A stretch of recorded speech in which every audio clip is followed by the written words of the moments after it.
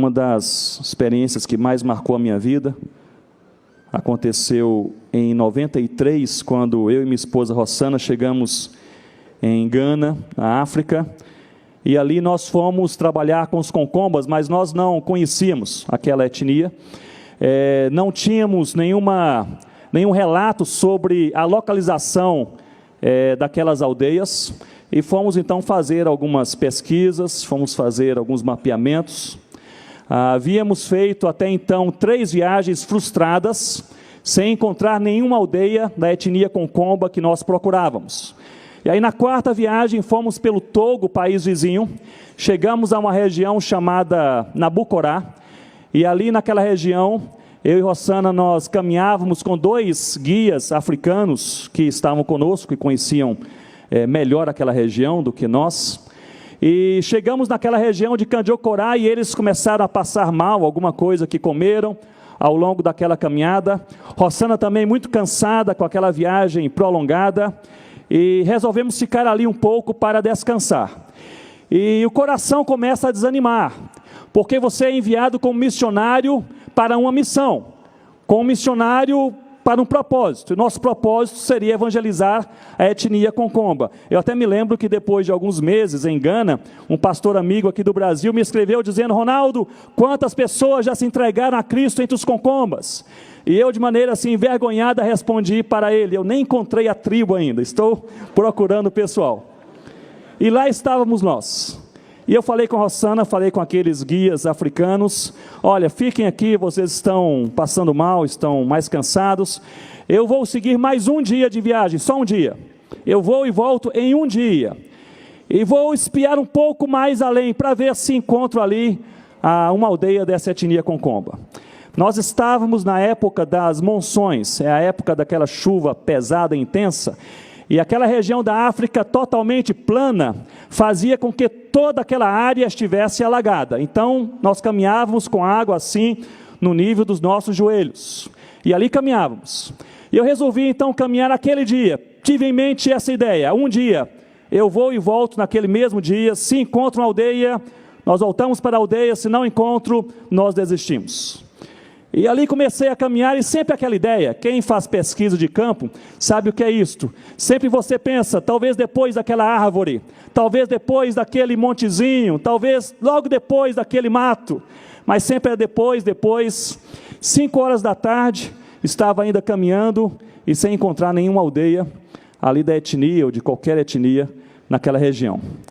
E comecei a pensar que não poderia voltar para Nabucorá, onde a minha esposa estava, naquele mesmo dia. Já havia caminhado das 6 da manhã até as 5 horas da tarde, então seria impossível viajar e voltar ali antes de escurecer. E eu pensei, tenho que passar aqui à noite, amanhã cedo eu volto. Um problema prático é que toda a área estava alagada, então era difícil pensar como passar a noite. Havia apenas aquelas grandes árvores, mas eu havia aprendido com os africanos, nossos guias, que naquela época das monções, as cobras se refugiavam nas árvores, região alagada, então as árvores não seriam uma boa ideia. Uma outra coisa, Senhor Deus, um lugar para passar a noite. E lá pelas 5h30, 6 horas da tarde, eu vi uma pedra maior do que esse púlpito, um pouquinho mais larga, estava assim, alguns centímetros acima do nível da água. E eu pensei, bem, não é aí uma cama gostosa de um hospital, mas pelo menos é um local para passar a noite. E aí então eu comecei a me preparar para estar ali, e peguei uma toalha da minha mochila, coloquei a toalha sobre aquela pedra, e eu comecei a pensar sobre o que fazer ali naquele momento. Bem, sabe o que acontece quando você está em uma situação como esta? Nós crentes fazemos isso. Nós começamos a trazer à nossa memória aquilo que nos dá, o que, irmãos? Foi fraco, o que, irmãos? Esperança. Quando você está desanimado, você não quer fazer, você quer trazer à sua mente aquilo que lhe dá esperança.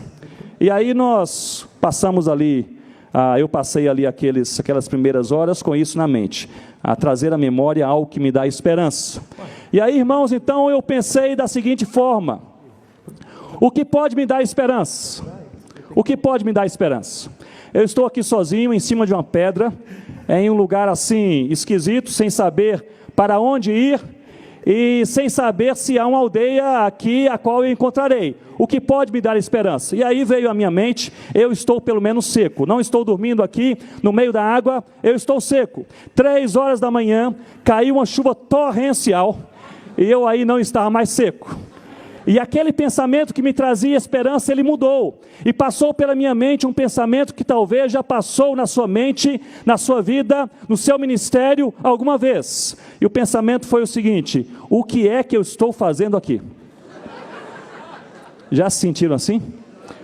Já, irmãos? O que é que eu estou fazendo aqui? Minha esposa numa aldeia ali com um pessoal que eu nem conheço bem. Eu estou numa pedra sozinho à procura de uma aldeia que eu nem sei se existe. O que é que eu estou fazendo aqui? Meus irmãos, era mais ou menos 3:30 da manhã. Eu disse em meu coração: amanhã cedo eu desisto, eu volto. Amanhã cedo. Eu pego a mochila, pego a Rossana no caminho, volto para a missão e digo: os concombas eu não os encontrei, vamos para outro lugar.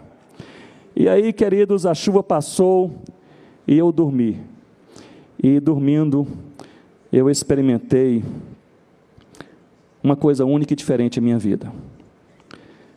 O que eu posso lhes dizer é que eu amanheci, acordei na manhã seguinte, reanimado no Senhor.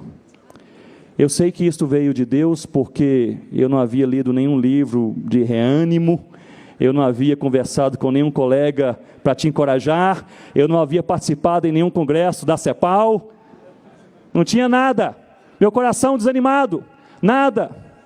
Eu acordei reanimado no Senhor. Deus falou claramente ao meu coração que a direção é dEle, o caminho é dEle, o motivo é dEle, a missão é dEle. Nós precisamos apenas caminhar em nome de Jesus.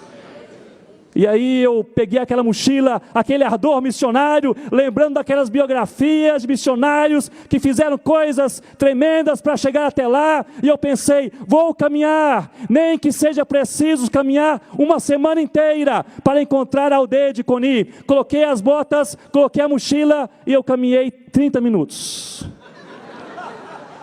Depois de 30 minutos, algo aconteceu. As garças, havia umas garças brancas assim, elas voaram à minha esquerda, logo à frente. E eu perguntei a mim mesmo: o que fez as garças voarem? Eu fui em direção às garças, abrindo os arbustos, abrindo o mato. E meus irmãos, eu percebi que no lugar onde as garças voaram, ali estava aquela linda e grande aldeia da etnia Concomba, uma aldeia chamada Coni.